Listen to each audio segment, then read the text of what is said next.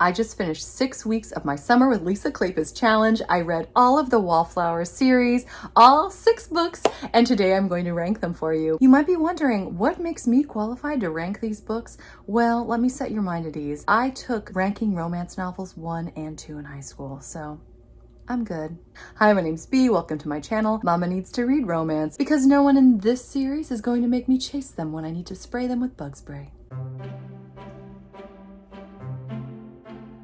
Congratulations, you've just stumbled into the 100th ranking video of the Wallflowers series on YouTube. You've won a trip for 2 to scenic, romantic Stony Cross Park.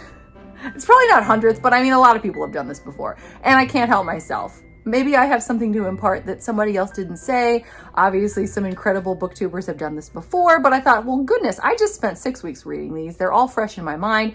Why not talk about them? Now, most people are going in order of like chronology.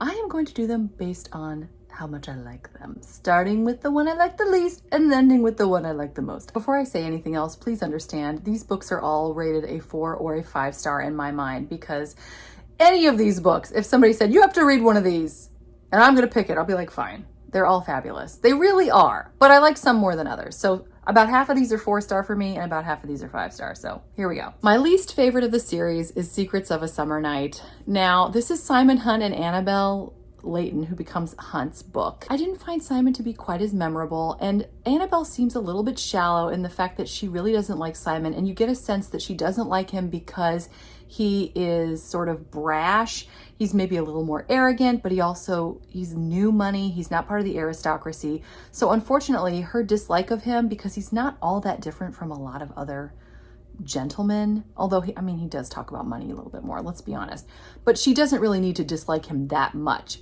However, here's the interesting thing. In the newer published version, there is no prologue. Now in this version, speaking of step back, by the way, Simon and Annabelle, who's blonde, not a brunette. This is, anyway, but there's a prologue. This is not the okay. At some point, there it is, prologue. There is no prologue whatsoever in the newer published book. Why not? I believe it is because he kisses her without her consent. He surprises her in the dark during the diorama, which I thought was the panorama, but they actually say diorama. When I think diorama, I think like art project, but whatever. Anyway, he kisses her, but the both of them are feeling such attraction to one another. She was surprised, but I don't think she was like very unhappily surprised. The fact that she was later unhappy that he just kissed her without asking, it makes you understand a little bit more why she seemed to dislike him at the beginning of the book. And without the prologue, she just seems a little bit shallow. Like, it doesn't really make sense. So for me, I wish they'd left the prologue in. But what's ironic is another book in this series, I'm really glad that they cut something out, which I will explain in a minute.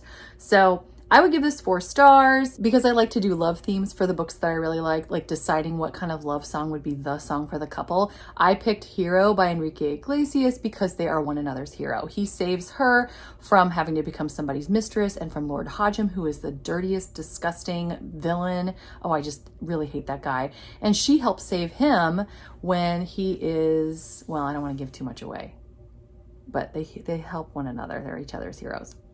Coming in at number 5, Scandal in Spring. It's Daisy's book. She's so whimsical and adorable, and I just sort of hoped that she would have somebody other than Matthew Swift. If you saw my reading vlog for her, I tried not to mention every other sentence that I wished it was Cam Rohan from the Devil in Winter book. I just didn't care for Matthew as much. I think he's probably a good, he sort of evens out her temperament because he is more stoic and serious, and whereas she's like a little happy fairy flitting along. But yeah, he tells her he's not very romantic. And there were some really exciting parts of this book that deal with his secret past. But yeah, for me, I just didn't love him as much for her.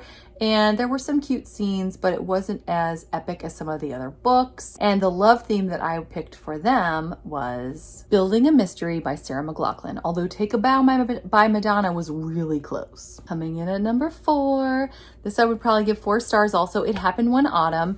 Lillian is not my favorite, although, I mean, she's really strong and I love a strong heroine, but she does get on my nerves a little bit here and there. And Marcus is, of course, one of the most important people in the entire series. So, you know, this was a really good book. Again, like, I don't want to, I mean, I would say probably honestly like a more 4.5 stars. Some crazy stuff happens. Sebastian Lord St. Vincent gets introduced in this book, although he's a terrible villain, so it's hard to even like him after a while, although you do get sort of sucked in by him for a lot of the book. It's quite good. And I loved seeing Lillian and Marcus sparring against one another, so that was really fun. I'm rating this one based on the newer publication. If I'm rating this one, the older publication, this would be dead last. And let me explain why. And this was in my reading vlog for It Happened One Autumn as well. He takes her virginity while she's drunk. She's not really able to give great permission. And then later on, he like pulls a cover off of her and explains that he took advantage of her. That's not the Marcus that I know. That's not the Marcus that I like. It seemed totally out of character for him with everything else he's done in the series. And I was so glad that they took that scene out completely, and instead she just sort of sleeps it off in his room without him taking advantage of her, because I did not like that at all. Their love theme was All of Me by John Legend. In third place, I've got the Wallflower Christmas. I initially ranked this a little bit lower because Rafe really bothered me, that whole teacup scene, which I explained in my reading vlog for A Wallflower Christmas, where he just could have done the right thing and treated somebody else's property with respect, but just on a whim he smashes it by dropping it off of a terrace, which I was like, oh, that's so bratty. Why did you do that? Upon a reread, I think I have a much more of appreciation of what led Rafe to become so rebellious, the fact that Hannah really led him to redemption, and I really enjoyed getting to see everybody together again, so happy in this final novella. I guess it's a novella. It is kind of thick, but it's a lot smaller than the rest of the books. Of course, it doesn't center on any of the 4 girls, but they even have an honorary Wallflower in Hannah. And so upon a reread, I actually like this even better, and I would say 4.5 stars on that. And the love theme has to be a Christmas song. So the most romantic Christmas song that I know of is Merry Christmas, Darling by the Carpenters. You can just picture them dancing together at Christmas time. It's one of my very favorite songs of all time. And yes, I had to give this to Rafe and Hannah for their song. Number 2, Devil in Winter, Sebastian Lord St. Vincent, the very sweet Evie, the two of them, the rake and the sweetest gal in the world coming together. And oh, it's just so good. I love how he grows and how he takes care of her. And I love how strong she is, even though she's quiet, and she surprises you with her strength. And I just love that. And I just love the two of them together. And one of my very favorite and like the steamiest scene I've ever read in my life is in this book. And it's not even them making love. It's him talking to her and telling her what he would do to her. I tell you what, I almost fell over the first time I heard that. And Mary Jane Wells does a gorgeous job as Sebastian Lord St. Vincent. And just in general, she does the second 3 of these books, and Rosalind Landor does the first 3, but Mary Jane Wells does the second 3. And I thought she did a great job being sort of lascivious and sardonic as Sebastian Lord St. Vincent. So great book. I read it a million times, and I enjoyed it even more this time. This is absolutely a 5-star, of course, and I believe that the love theme for them is Take Me to Church by Hosier. It's such a passionate song, and it fits them perfectly. It shouldn't come as any surprise that, again, The Magic is my number 1 for the Wallflowers. It might be my number 1 historical... For now, it is my number 1 historical romance.